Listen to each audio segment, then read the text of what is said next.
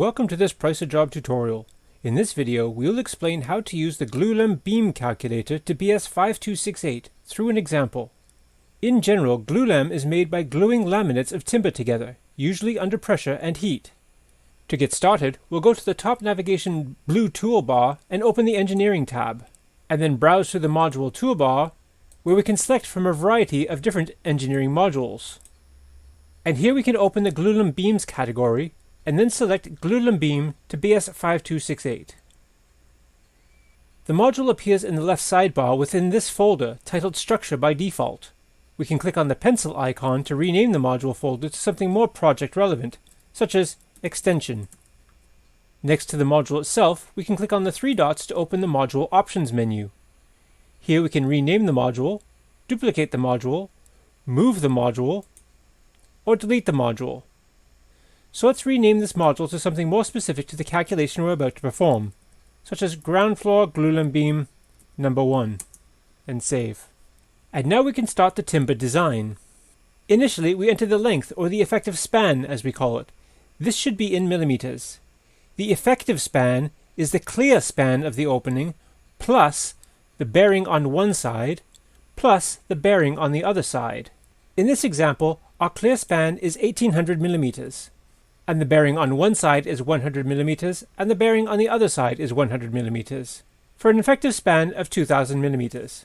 If you click this checkbox on the left, we can add a cantilever to the left. And if we check the checkbox on the right, we can add a cantilever to the right. For this example, we're not using any cantilevers, so we'll deselect these boxes.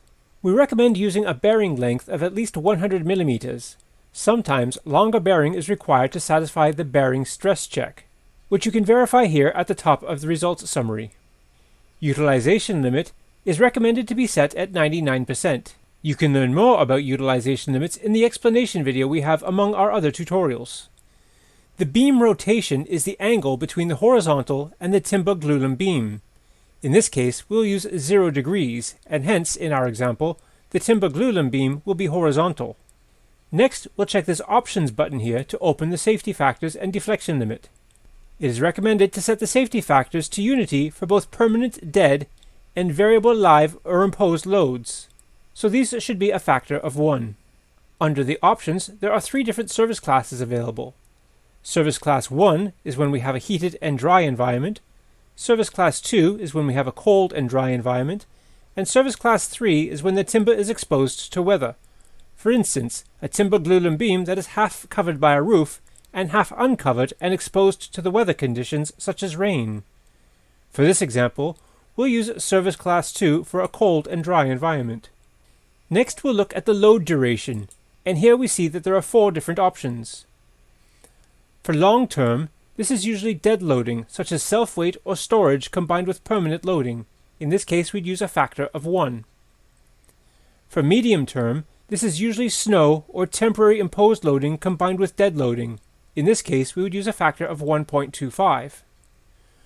For short term, this is usually wind or snow with wind combined with dead and imposed loading. In this case, we would use a factor of 1.5. And for very short term, this is usually wind combined with dead and imposed loading. In this case, we would use 1.75. For this example, we will use medium term with a factor of 1.25. Next is the depth to breadth ratio. Here you will need to identify the restraint conditions of the end supports and the compressive edge of the timber glulam beam. This is usually a difficult thing to do. Conservatively, you can choose either no lateral support or ends held in position.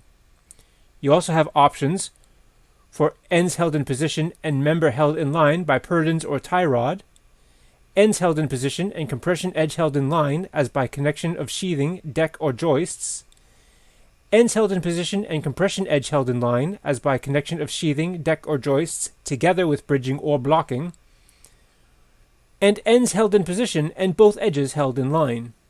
For this example, we'll use number 7, ends of the beam held in position and both edges held in line. And after that, there are 3 checkboxes. If the timber glulam beam is acting as a trimmer joist or lintel, then you can check this box. If we refer to the results description under modification factors, we see that this will change the load sharing factor from 1 to 1.1. This will increase the strength or load-bearing capacity of the timber glulam beam. If the timber glulam beam is part of a load-sharing system, such as roof joists or floor joists, then you can click this box. This will change the load-sharing factor from 1 to 1.1. This will increase the strength of the timber glulam beam. If the timber glulam beam has a wane at the bearing, you should click this third box.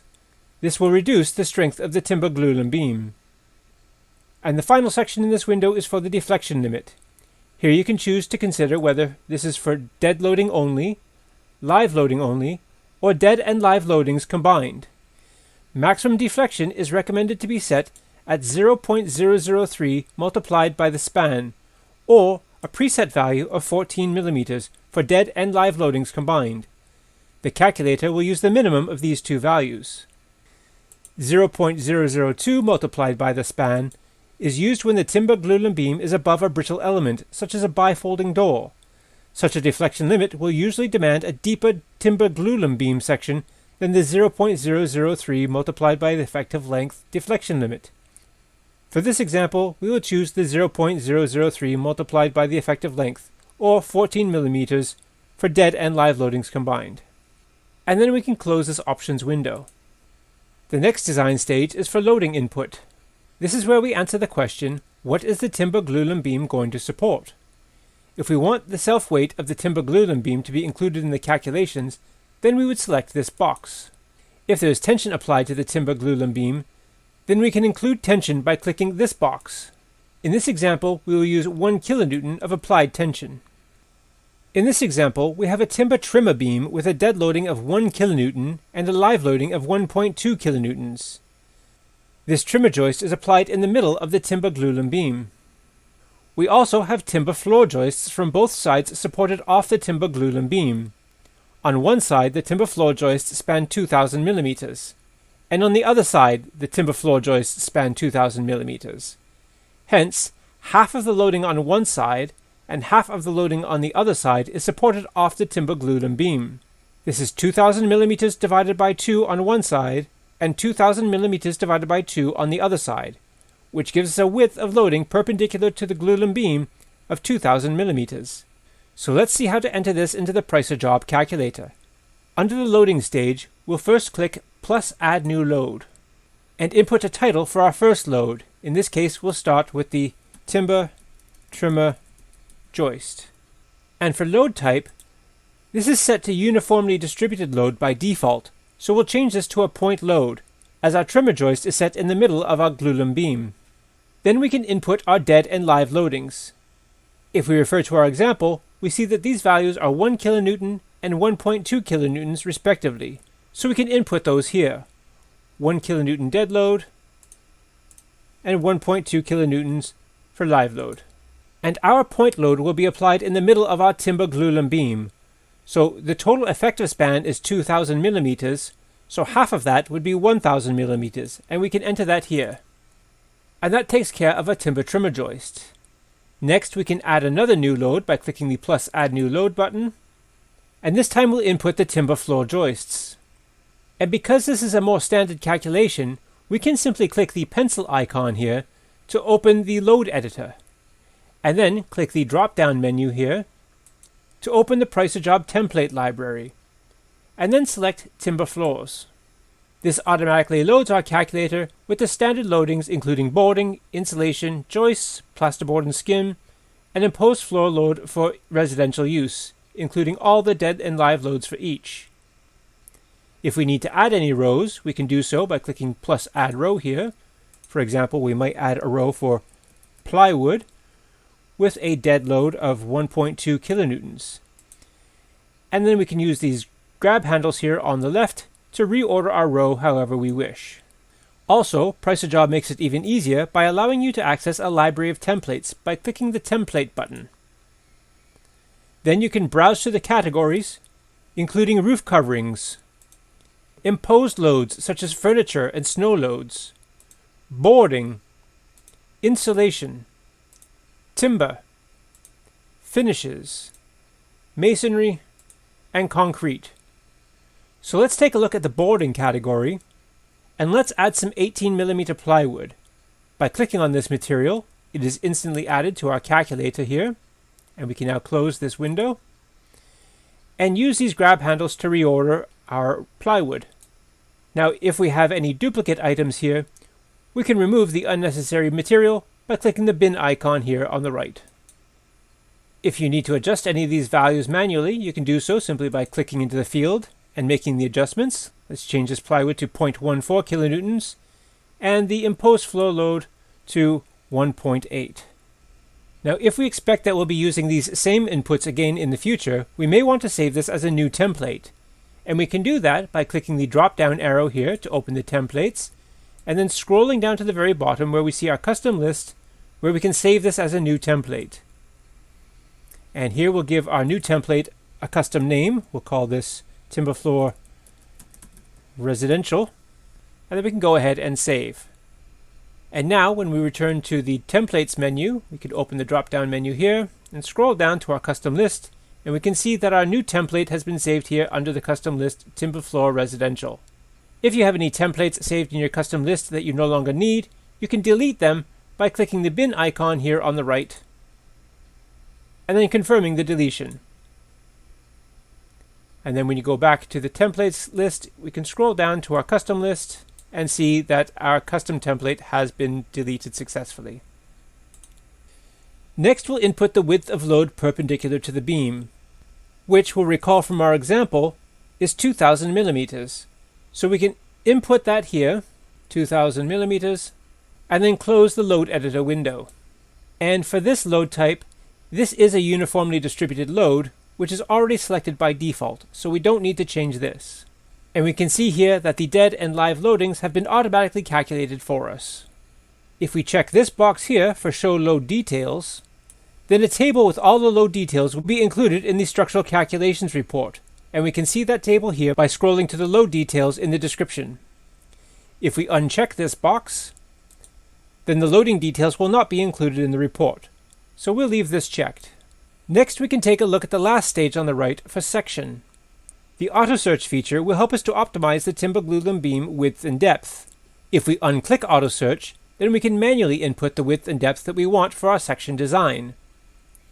Initially, we'll select the number of glulam beams that we have. We can choose from 1 to 5 glulam beam elements. For this example, we will choose just one glulam beam. Then we select the width and depth. For this example, we will select 56 millimeters for the width and 225 millimeters for the depth. If we were to click Auto Search only for the width, then based on the rest of the inputs of the previous sections, the calculator will optimize the width for this given depth. Alternately, if we click Auto Search only for the depth, then based on the inputs of the previous sections, the calculator will optimize the depth for this given width. Then we can take a look at the Timber Strength class. This is where we enter the timber strength or timber grade as we call it. Usually, we choose C16 to C24 for softwood. In this example, we will use C24.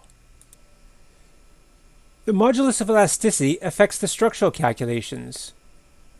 It mainly affects the deflection calculations, but changing the modulus of elasticity from the mean value to the minimum value can have a drastic effect to the design. The mean modulus of elasticity should be used to calculate deflections and displacements under both dead and imposed load, unless the imposed load is for an area intended for mechanical plant and equipment, or for storage, or for floors subject to vibrations, such as a gymnasium or ballroom, in which case the minimum modulus of elasticity should be used. For our example, we'll be using the mean modulus of elasticity. Next is the alignment of the joints. Here we can choose either a horizontal alignment or a vertical alignment. For this example, we will use a horizontal alignment. Then we can select the number of timber layers, or laminates as we call them, that produce the glulam beam section. We can choose anywhere from 4 to 20, but for this example, we'll use 4. And lastly here, we can choose to include notches of the timber glulam beam at the support locations. We can choose the support that has the notches A or B. We can also choose the type of notches, either top or bottom. For top notches, we can enter the depth and length. For bottom notches, we only need the depth. In this example, we will not consider any notches. Next, we'll take a look at the results. In this section, we can see a summary of the results, and you can see that all checks have a status of pass. We can also see the utilization factors. In the following sections, we can see the design data diagrams, the load details, including the optional load details table we chose to display by clicking the Show Load Details checkbox here, as well as the supports, the beam details, the modification factors, and the structural checks in great detail.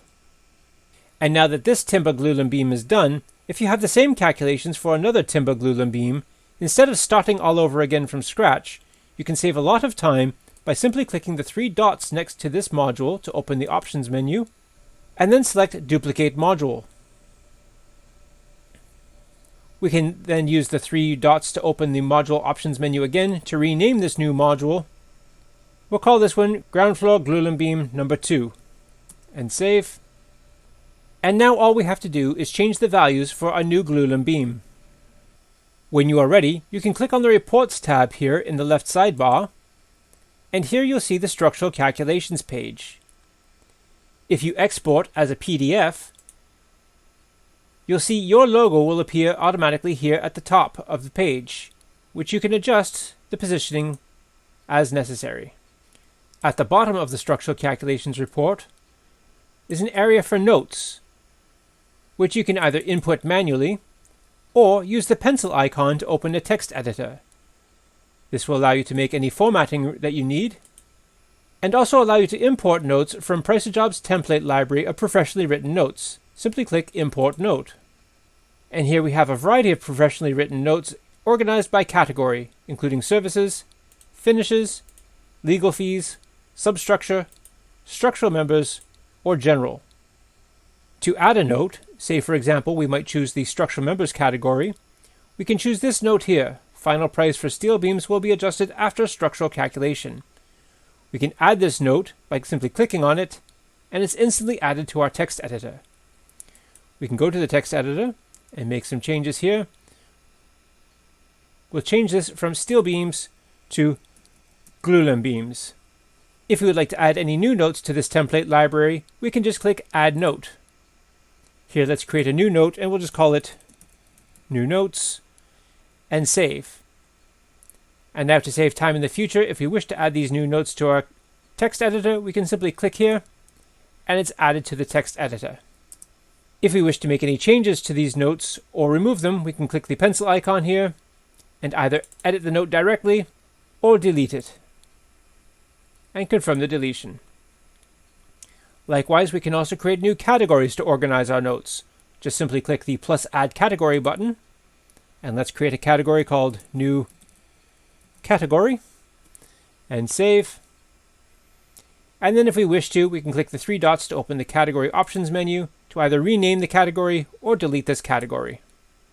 Let's delete this category. When we're done making our adjustments here, we can close the text editor, and we'll see that all of our notes have been added to the bottom of our structural calculations report. PriceAjob also allows us to combine this structural calculations report with both a cover page and cover letter. To edit our cover page, we can click the pencil icon here and adjust the positioning of our logo, either logo placed on the left, right, or center. And we can also choose to show either simple project information, detailed project information, or project quote information. For this example, let's show simple project information.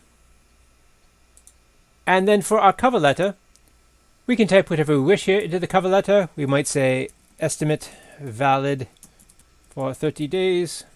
And then we can save this cover letter as a template for future use by clicking the 3 dots here next to the template menu. And here we can give our new template a name.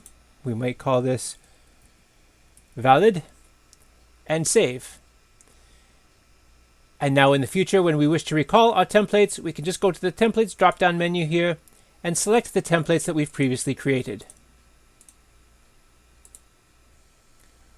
When you're done, you can print your structural calculations report or export it as a PDF or email it directly to your client or contractors from within PriceAjob. And that's how to use the Timber Glulam Beam Calculator to BS5268. Thank you for using Price a Job.